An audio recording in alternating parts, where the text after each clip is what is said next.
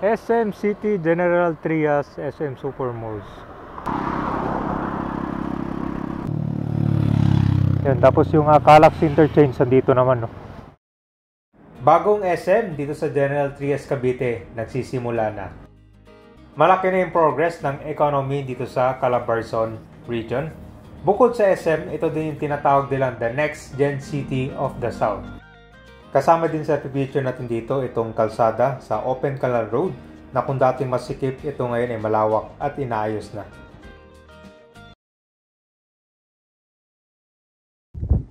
Nandito na tayo sa General Trias ngayon sa Cavite. Pamilyar ba kayo dito sa lugar, kabayan? Tingnan nyo dito. Parang nasa bukid ka lang.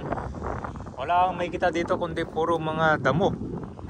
Saka ang daming mga housing project. Tansa, Cavite. So ngayon ang i-update natin itong ginagawang kalsada ngayon. Papunta na ito ng Arnaldo Highway, na kung saan nagkakaroon na dito ng road widening. Pero pagdating natin dun sa malapit sa kalsada na, hindi pa nagagawa, no? Maliit pa lang. Dito pa lang yung nalawakan na siya. So marami na mga dumadaan dito, mga motor at saka mga 4 wheels na sasakyan. Kasama sa picture natin ngayon, kabayan, itong gagawing SM dito sa General Trias, Cavite. Malaki na yung progress na ginagawang project. So excited naman kayo. Diyan yan, kabayan, sa Open Canal Road.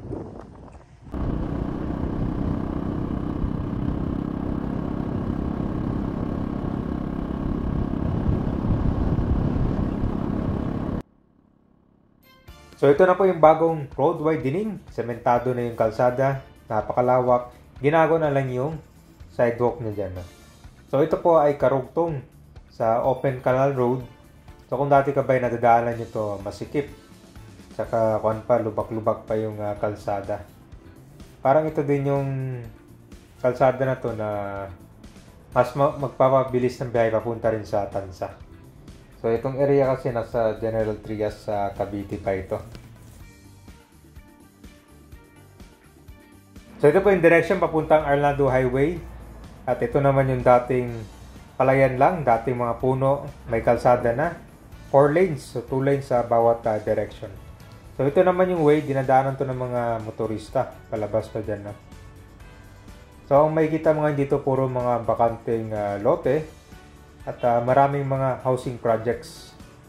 So itong mga pabahay ngayon dito ay malapit lang sila dito sa gagawing River Park dito sa Open Canal Road at yung future SM. Kaya naman sulit ngayon kung mag-invest sa mga kukuha ng mga lote or bahay dito malapit sa Open Canal Road sa Gentry ng Cavite. Ang dami, halos puro mga bahay dito sa likod. Tapos pag dumangan dito, kabayan, grabe, ang lakas ng hangin.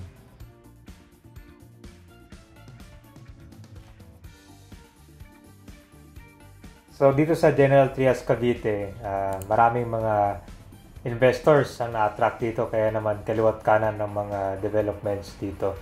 So itong potential ng city nito ay tuloy-tuloy sa pag-increase dahil sa na-recognize itong mga numerous projects na na-launch at nagawa na dito sa Gen 3. So ito na po yung bagong kalsada na nagawa na. Mahigit 4 lanes.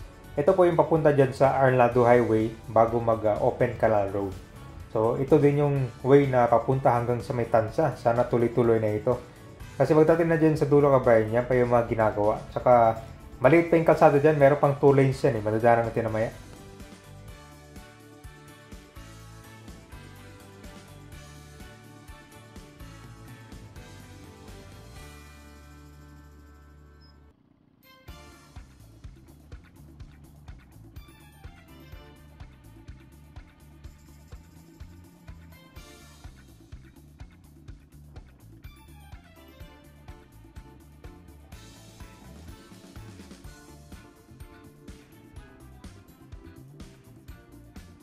Pero passable na itong kalsada kasi marami na rin dumadaan dito. Mostly mga truck din sila kasi mga nagkakarga ng mga materyales yan.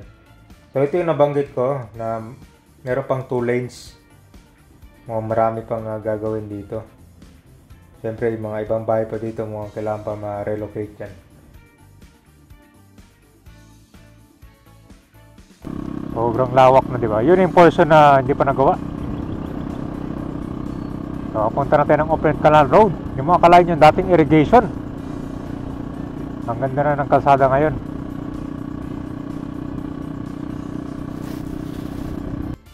So ito na po yung Open Canal Road. Grabe, ang laki ng pinagbago nitong kalsada na to. Dati kapag dadaan ka dito, matagal ka makalabas or matagal yung biyahe mo dahil sobrang lubak ng kalsada. Tapos sa sobrang lubak pa, masikip pa. Na halos parang nakipagpandetero ka dito para lang makalabas. So itong Open Canal Road, ito po yung tinatawag nilang Daang Hari Extension. Kalsada na to, siya access road for irrigation na canals. So itong kalsada rin ipapunta sa Lancaster at saka sa mga ibang mga subdivision. So meron na lang mga ilang poste pa ang mga natitira dito sa gitna ng kalsada. Pero overall, malawak at saka mabilis na yung flow ng mga motorista dito na dumadaan. Bukod sa SM na abangan nyo dito sa General Trias, Cavite, ito din yung River Park. So itong area na ito magkakaroon ng mga iba't ibang mga commercial na nag-o-offer ng mga workshops, mga offices, mga mid-rise buildings, at higit sa lahat yung mga open space na abangan natin dito. Meron din mga parking kabayan na.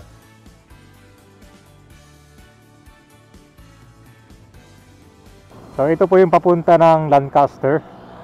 Sa kabila na yung daan ng kabayan pupunta tayo doon. So dito rin pala gagawin nitong River Park. Yun. So nung nakaraang kabayan, wala pa yung mga cranes na yan. Hindi pa gumagalaw. Ngayon meron na. Ayan o. Mga ilang taon nang lilipas kong SM. Ang maganda nito sa location niya kabayan, itong Open Canal Road na to, pinapaganda na rin siya.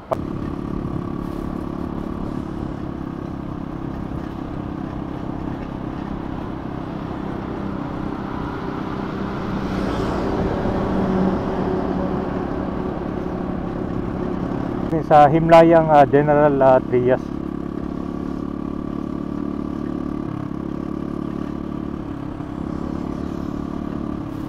Okay, so ito na yung bagong daanan papunta sa Lancaster. So doon sa kabila ginagawa na yung kalsada. So dito po yung Future River Park.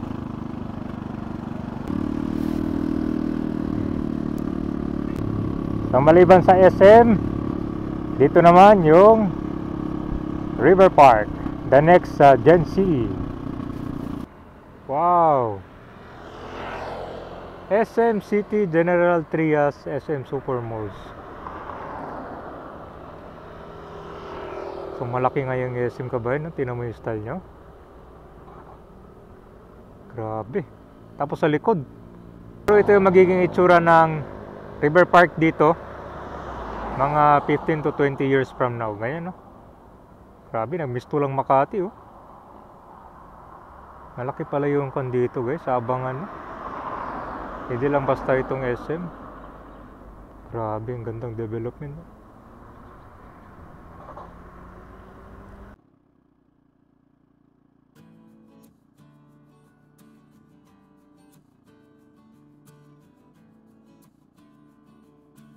So itong bagong SM Kabayan na yan, situated lang siya dito within the SM district nitong River Park.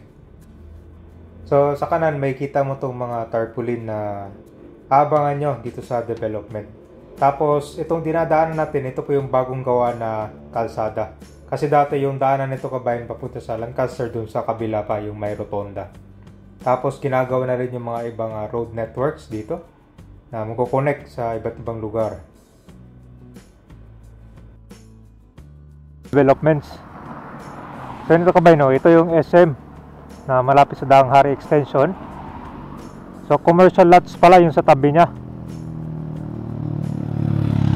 Yan, tapos yung Calax Interchange nandito naman, no. Adventure Park, Central Park. So ang dami pala mga kon dito. Mga natitirang lot para gagawin siyang open space, no? Tulad na lang nito mga park. Ganda. So yung Calaxan nandito lang, oh. Malapit sa Danghari Extension yung daanan niya. So very accessible to. So papunta na tong Advincula Avenue. So expect natin na mas marami pang mga developments ang abangan. Katulad na lang nitong Uniqlo. Ano to siya? Logistic Facility. Rising soon. So dito lang yan sa loob, mga abangan nyo. Actually pag dumaan ka dito, makikita nyo na yung mga tarpaulin dyan. Meron na kayong idea. Expect nyo na abangan dito. Tuloy-tuloy na ang construction para sa SM City General Trias. Makikita nyo dito yung mga heavy equipment ay nailatag na para sa full-scale construction itong SM City. So mukhang malaki nga itong SM, no? Kasi may nagsabi daw dito na ito yung magiging malaking SM mall dito sa Cavite Province. So within River Park pa yan, no? So bukod sa SM, meron pa. So expect na matapos to kabayan siguro mga 3 to 4 years from now. Itong master plan na Park North, hindi lang SM, ito yung magkakaroon din ng iba't ibang developments katulad na lang residential, meron din mga commercial district, at syempre transport hub dito para mas magiging madali yung access papunta dito sa bagong SM. Ito ang pagkakaroon ng SM Kabayan, mas maraming mga opportunity ng trabaho dito. Mas marami na rin na mag-invest, kukuha ng mga housing lot na malapit dito sa General Trias. Kasi alam nyo kabayan, dito sa lugar na to, sobrang gandang kwento kung pipiliin nyo na malapit sa Metro Manila, hindi pa congested. So nung nakita nyo yung sa tarpaulin, di ba yung sa likod, puro mga high-rise building, no? Ngayon, wala pa. So pwede nyo balikan tong video kabayan, siguro 15 to 20 years from now, i-compare nyo, di ba? Maninibago ka dito.